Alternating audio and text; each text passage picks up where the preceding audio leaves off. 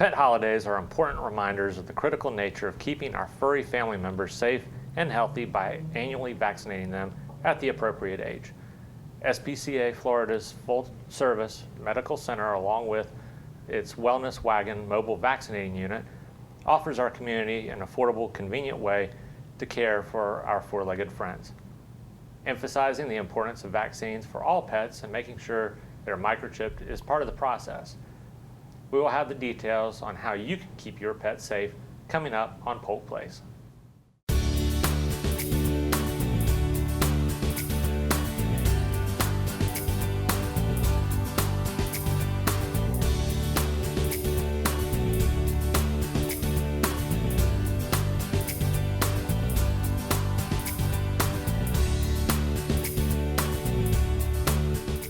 Welcome to Polk Place. I'm your host, Jeremy Morady.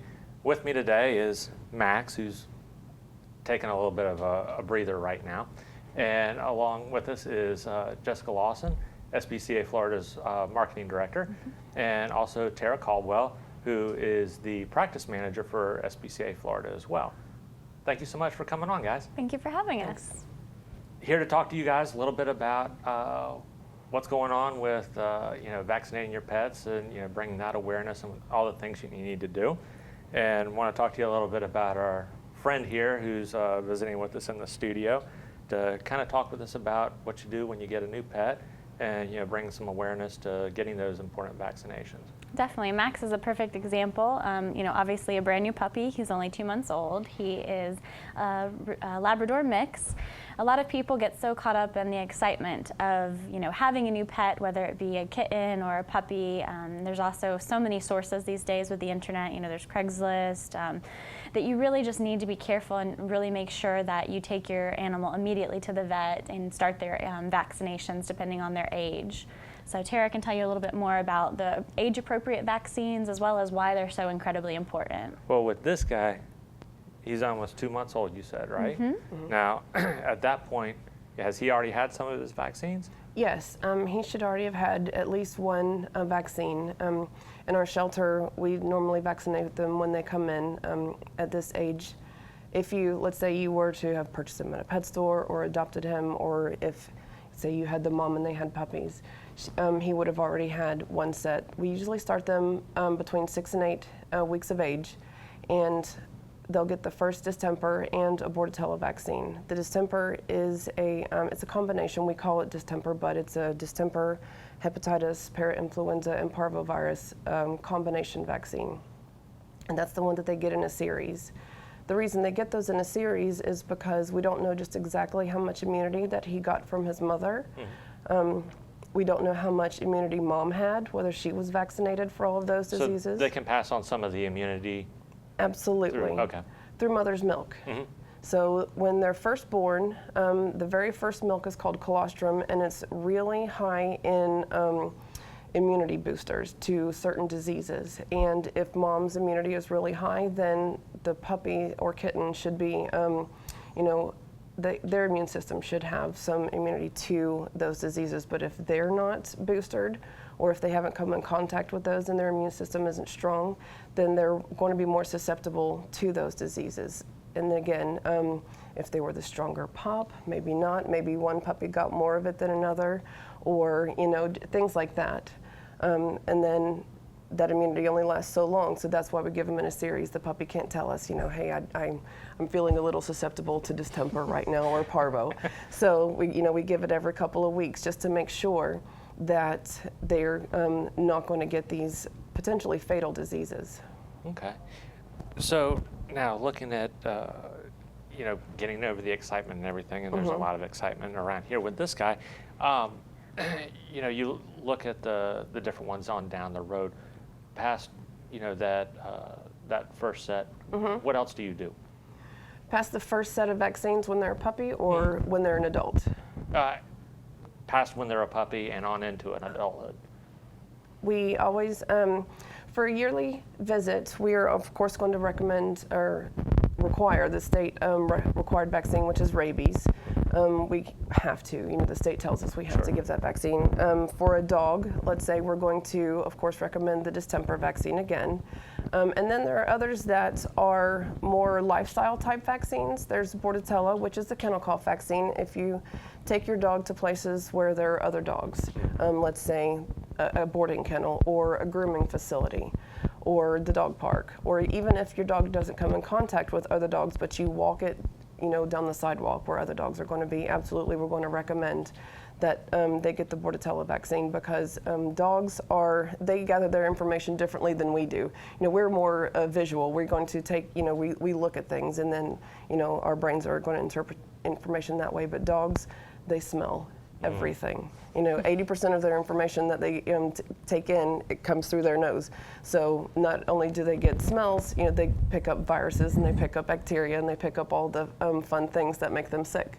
Sure. So we are going to, if they go in areas where other dogs are, they're going to pick up the viruses and stuff where they go. So of course we're going to recommend the Bordetella. There's a couple of others as well. There's the leptospirosis vaccine. That's a lifestyle type vaccine. That's one that they get from, I like to say, like small woodland creatures, mice, things like that. Nature hikes. Yeah. Oh yeah. If you have a hunting dog, or if you go hiking with your dog, things like that, we would recommend getting a leptospirosis vaccine. If you travel to other parts of the country where Lyme disease is more prevalent from ticks, we do have a lot of ticks here, but Lyme disease isn't that big of a deal. But let's say if you're going out west, or if you live part of your year here and part, let's say, in the Northeast, then of course we're going to recommend a Lyme disease vaccine. Okay. So all of these, do you guys offer these in the mobile unit? The mobile unit, I don't think we have the Lyme disease one there. It's not one that we do very often, but we certainly keep it in our medical center. But for the But more all the basic rest- ones? yes, you absolutely. do.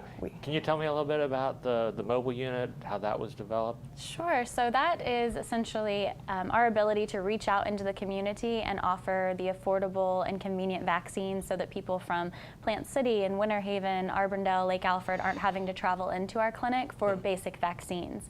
The Wellness Wagon doesn't treat ill or injured pets, but it does just keep up with annual vaccines. They do heartworm tests there, which is our incredibly important annual test, especially for Florida, and speaks to the point of the other thing that the Wellness Wagon offers, which is preventatives. So your flea, your heartworm, all of those preventatives are sold at the Wellness Wagon. Some of them do require the test before they're able to dispense them, just to make sure your pet is still negative.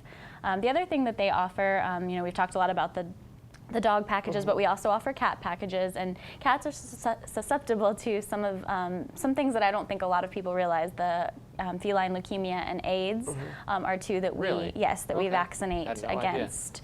So yeah, most people don't realize, and that can happen, especially important if for some reason you have an indoor-outdoor cat, because they can get those diseases through fighting with another animal that's infected. So you definitely want to make sure that you have your cat tested and vaccinated against those. Okay. So now, how often is the mobile unit out? Sure. So it selects Saturdays throughout the month. So they do first, second, third, and last Saturday of the month. And then for months that have 5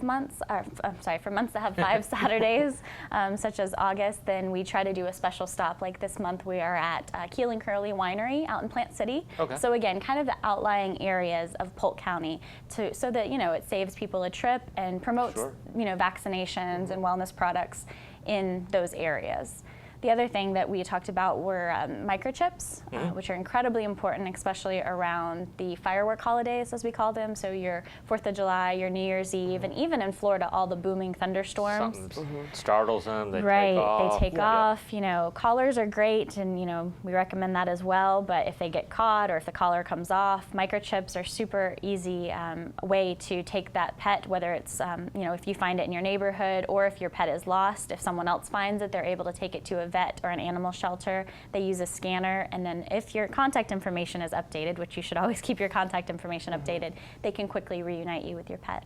Is it easy to tell if a pet has been microchipped just on the outside, or feeling around the neck or something like that? Not always. It's literally the size of a grain of rice. Okay. And it's embedded just below the skin, and it can be in different areas, the neck region or a little bit farther down the shoulder, and sometimes I think they travel a little bit. They migrate sometimes. Okay. Yeah. So nothing you can really tell on the outside. You'd have to just have them scanned. Right. Take them to a local vet. Almost all the local vets and definitely all of the local animal shelters will have that universal scanner. Okay. Sounds good. So at this point, has this guy been microchipped already? If he has not, he will be before he's left. Okay. So all of SPCA's pets are spayed or neutered as required by law, and also to help end, the homeless, the population of even more homeless animals. They are all up to date on their vaccines, just depending on their age, and then they are microchipped, and we send them home with a month of flea and heartworm prevention. Awesome. So now, if someone wants to adopt this little guy who, oh yeah, I know. Yeah, I'm disturbing you, I'm sorry. If someone wants to adopt this little guy, what's the process that they go through? Sure. So all of our animals that are actually available for adoption are on our website. It is real time. So if people are like, well, is that puppy available? Is that puppy? Check our website, spcaflorida.org. So you'll find Max on there, and you'll find all of his profile information if he has any, which he's a puppy, so he's pretty much going to have puppy information. That's assuming that he gets out of here without me taking him home today. That's very true. And then the second step would be to come on down and do a visit with him or any of our other animals. We ask that if you do have any other pets at home, as far as dogs, and you're adopting, say, an adult dog, or if you have children at home, we do ask that they come down for a visit with some of our counselors, just to make sure that everyone gets along and we can show you some introduction techniques and so forth. Okay. There's a brief application process, some basic information as far as, just making sure that you're in a place that allows pets, because obviously we want it to be a forever match. Personality-wise, we want to make sure that you understand what a puppy is going to entail and all of that. He's got a good personality. He does. He's very relaxed at this point. And then there's an adoption fee. Max's adoption fee is $175. That's pretty typical for puppies and small dogs, small popular breeds. We invest anywhere from $300 to $400 in every animal that enters our doors. So we typically keep our cats and kittens around 40 to 70, and then the puppies and dogs are anywhere from 100 to 175. Okay. So, and then after that, you go through the process, you sign the papers, and he's all yours. Sounds great. Well, thank you guys so much for coming in. We sure do appreciate having you here. Thank you for having us. Thank you. September features World Rabies Day on the 28th. SPCA Florida's full-service medical center, along with its Wellness Wagon mobile vaccine unit, offers our community an affordable, convenient way to care for our four-legged friends. Make sure your pet's vaccines and microchip records are up to date. SPCA Florida's campus is located at 5850 Brandon Road South in Lakeland. Medical center hours are 9 a.m. to 6 p.m. Monday through Saturday. For more information about SPCA programs, you can give them a call at 863-646-7722, or you can look them up on the web at www.spcaflorida.org.